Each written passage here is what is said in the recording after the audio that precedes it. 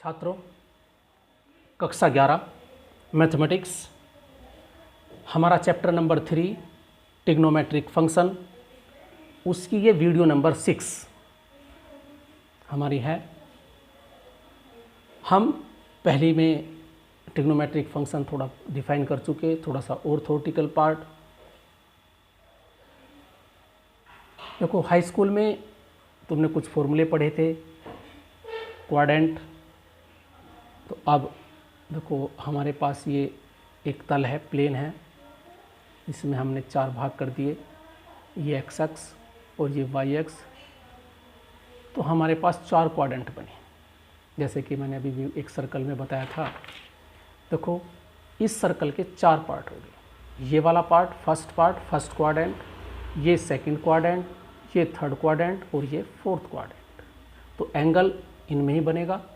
कैसे? क्योंकि हम एंगल एक प्लेन होता है हमारे पास, प्लेन में बनता है, एक प्लेन बन आकृति है एंगल।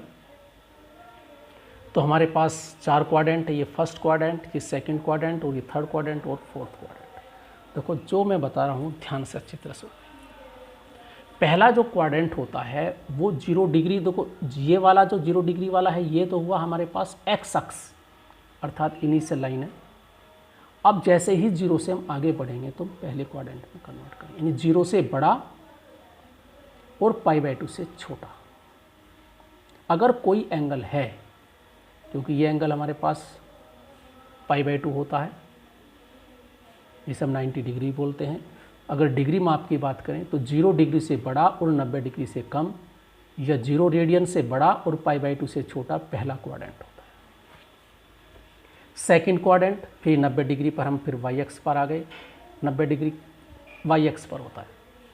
अब π/2 से बड़ा, यानी π/2 प्लस, ध्यान रहे 90 में यदि हम प्लस करते हैं तो सेकंड क्वाड्रेंट है, और 90 में से यदि माइनस करते हैं तो फर्स्ट क्वाड्रेंट है। तो 90 प्लस ये 180 माइनस, अर्थात 90 डिग्री से बड़ा, 180 डिग्री से छोटा, अर्थात π/2 से बड़ा और 2π से बड़ा। ये हमारे पास सेकंड क्वाड्रेंट है। अब थर्ड क्वाड्रेंट की बात करते हैं। ये 180 डिग्री है, अर्थात π डिग्री से बड़ा, यानी π प्लस, और 3π/2 ये 270 से छोटा। ये थर्ड डिग्री है, थर्ड क्वाड्रेंट है। और ये हमारे पास है फोर्थ क्वाड्रेंट, 2π कह दो या तो, या 0, यानी ये वाला हमारे पास 3π/270 और 360। 360 प्लस होते ही पहला क्वाड्रेंट, और 360 माइनस होते ही चौथा क्वाड्रेंट, अर्थात 360 माइनस चौथा क्वाड्रेंट। याद कर लें, अगर 360 माइनस कहीं लिखा गया, कुछ है कितना माइनस हो, वो चौथे क्वाड्रेंट में है। तो ये हमारे पास है चौथा क्वाड्रेंट। अब इसमें कौन कौन सी टिग्नी नेगेटिव होती है, कौन सी टिग्नोमेट्री अर्थात टिग्नोमेट्रिक रेशोज, कौन प्लस है और कौन नेगेटिव, ये ध्यान से सुने। तो क्वाड्रेंट मैंने डिफाइन कर दिए, इस वीडियो को ध्यान से रिवर्स करके ध्यान से सुने। पहले क्वाड्रेंट में सभी टिग्नोमेट्री पॉजिटिव होती है, क्योंकि पहला क्वाड्रेंट 0 डिग्री से बड़ा और 90 से कम होता है। इस पर सब एंगल के मान, साइन 30 हो, साइन 45 हो, साइन 60 हो, कोई भी टिग्नोमेट्री ले, सभी के मान पॉजिटिव होंगे। याद कर लें, पहले क्वाड्रेंट में जितनी भी टिग्नोमेट्रिक रेशोज हमारे पास 6 होती हैं, सभी पॉजिटिव होते हैं। याद कर लें, तो पहले क्वाड्रेंट में सभी टिग्नोमेट्रिक रेशोज या टिग्नोमेट्रिक फंक्शन प्लस होते हैं। अब आ गई है सेकंड क्वाड्रेंट। ध्यान रहे, सेकंड में 2 केवल ओनली, साइन एक्स और कोस, यदि साइन और कोस याद कर ले, साइन और कोसेक पॉजिटिव होते हैं और बाकी सब नेगेटिव होंगे। केवल साइन एक्स फंक्शन और कोस एक्स फंक्शन, यदि एक्स का मान, इसके एंगल का मान सेकंड क्वाड्रेंट में यहाँ रखा जाए, अगर तुमसे कहा जाए साइन 90 प्लस 30, यानी साइन 120, तो 120 डिग्री यहाँ बनता है, क्योंकि 180 से कम है, तो उसकी वैल्यू प्लस होगी, कोसेक की वैल्यू भी प्लस होगी, सब बाकी सभी की नेगेटिव होगी। तो सेकंड क्वाड्रेंट में क्या याद रखोगे, साइन और कोसेक प्लस, बाकी सभी 4 जो बचे नेगेटिव। तीसरे क्वाड्रेंट में, तीसरा क्वाड्रेंट 180 से ज़्यादा होता है। अगर मैं तुमसे कहूँ 180 प्लस 30 बताओ, तो 180 प्लस 30 ये हो गया, 180 तो ये वाला लाइन हो गया, 30 डिग्री नीचे और बना दो तो 210 हो गया। तो tan 210 तीसरे क्वाड्रेंट में है तो पॉजिटिव, कोट पॉजिटिव, तो याद कर लें तीसरे क्वाड्रेंट में tan और कोट पॉजिटिव होते हैं, बाकी जो बचे 4 वे नेगेटिव होते हैं। इसी प्रकार चौथे में अच्छी तरह याद कर लें, चौथे क्वाड्रेंट में कोस और सेक पॉजिटिव होते हैं, कोस और सेक पॉजिटिव होते हैं, और बाकी जो 4 बचे वे नेगेटिव होते हैं। तो मैं रिपीट करता हूँ, पहले क्वाड्रेंट में सभी पॉजिटिव, दूसरे में साइन और कोसेक पॉजिटिव, तीसरे में tan और कोट पॉजिटिव, और चौथे में कोस और सेक पॉजिटिव, और बाकी जो बोले रह गए वे उसी क्वाड्रेंट के हिसाब से नेगेटिव होंगे। और यही मैंने सब कुछ लिखा है कौन कौन से हैं। अब आता है त्रिकोणमितीय फलनों के प्रांत व परिसर। ये भी इम्पोर्टेंट है थोड़ा सा थ्योरेटिकल के बेस से। हम प्रांत और डोमेन पढ़ चुके, जैसे कि अगर जैसे मैंने कहा कोई फलन कि हमारे पास है y बराबर साइन एक्स, तो ये वैल्यू हमें रखनी है और x की वैल्यू हम अपने पास से रखेंगे, ये प्रांत है। इसे रखने के बाद जो वैल्यू हमें मिलती है वो हमारे पास परिसर में है।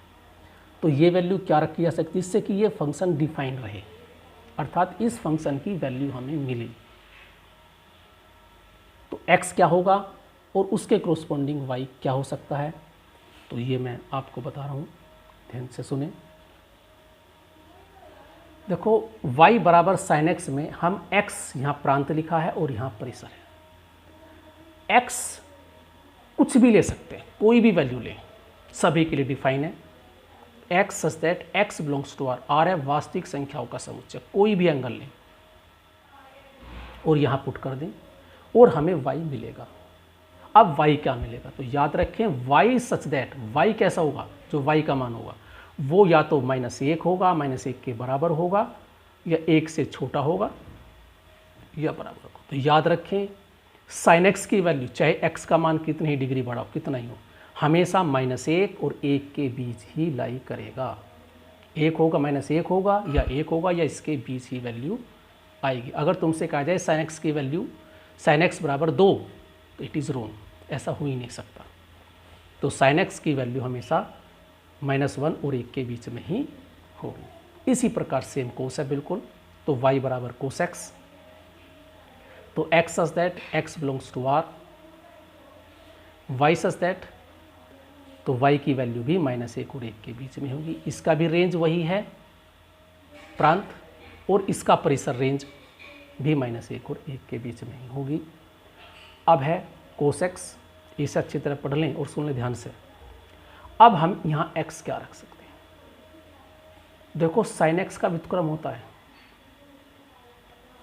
और हम याद कर लो हर में अगर 0 आ जाए तो फंक्शन डिफाइन नहीं होता, इनफिनिट हो जाता है। तो यदि हम जानते, मैंने बताया था कि पाई के गुणक पर, याद करो साइन,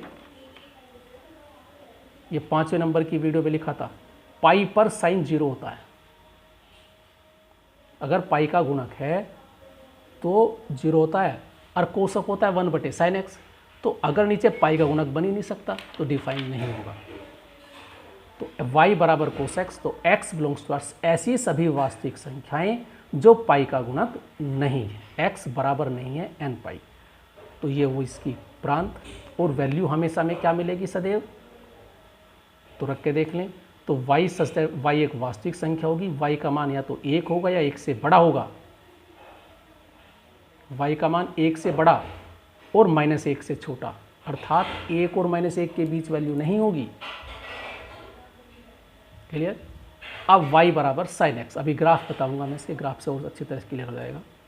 y बराबर सेक एक्स, अब देखो ये 1/1 कोस है, और मैंने याद बताया कोस में, मैंने बताया था कोस में जो विषम गुणक है, देखो अब इसका यूज हो रहा है 5वीं वीडियो का, कोस का जो विषम गुणांक होता है, π/2 का जो विषम गुणांक है, उस पर कोस 0 होता है, और सेक होता है 1/2 कोस एक्स।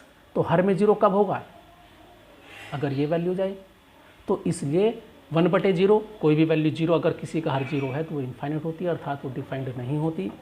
तो इसलिए y बराबर sec x, x belongs to R, ऐसी वास्तविक संख्याएं जो π/2 का विषम गुणांक नहीं होना चाहिए। अगर गुणांक है तो नीचे कोस है क्योंकि 0 बन जाएगा, और वो डिफाइन नहीं होगा तो प्रांत में ये वे पॉइंट निकाल दें, यानी विषम संख्याओं में से वास्तविक संख्याओं में से वे बिंदु छोड़ दें जो π/2 के गुणक हैं।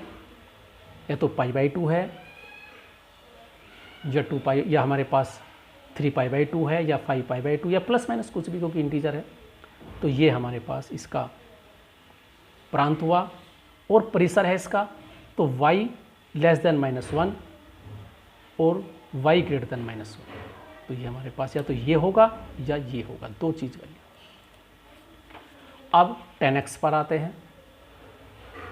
देखो 10x में नीचे बटे कोस है, तो वही चीज़ है, विषम गुणांक नहीं होना चाहिए। कोस अगर नीचे 0 बन गया तो x सभी ऐसी वास्तविक, इसका जो प्रांत होगा यानी x की वैल्यू क्या हो सकती है, यहाँ π/2 का गुणक नहीं होना चाहिए। और इसका जो प्रांत, इसका जो रेंज होती है सभी वास्तविक संख्याएं आ सकती हैं। ऐसी कोटेक्स है, कोटेक्स में साइन कोस बटे साइन होता है, साइन में नीचे नहीं है, साइन होता है, x का गुणांक नहीं, पाई का गुणांक नहीं होना चाहिए। तो सभी वास्तविक संख्याओं का समुच्चय। तो ये थोड़ा सा पढ़ें। देखो 10x का साइन का रेंज ये है, प्रांत ये है, रेंज ये है, 1 और -1 बीच, कोस का ये है, और 10 का हमारे पास π/2 का गुणक नहीं होना चाहिए। और ये सभी इसकी जो हमारे पास परिसर है, इसमें सभी वास्तविक संख्याएं आ सकती हैं, कोट में भी सभी वास्तविक संख्याएं आ सकती हैं। तो ये हुई हमारी वीडियो नंबर 6। अब इसके बाद ग्राफ्स हैं कुछ इसके, इन्हीं के इसी पर आधारित कुछ ग्राफ हैं, वे दिखाऊंगा मैं वीडियो नंबर 7 में। और फिर उसके बाद हमारे क्वेश्चन चलेंगे। तो ग्राफ तो अब वीडियो नंबर 7 में आएंगे। तो थैंक यू, इसे वीडियो को ध्यान से देखें और ध्यानपूर्वक आपको सुननी है, तभी अच्छी तरह समझ पाएगा। तो thank you, have a nice day.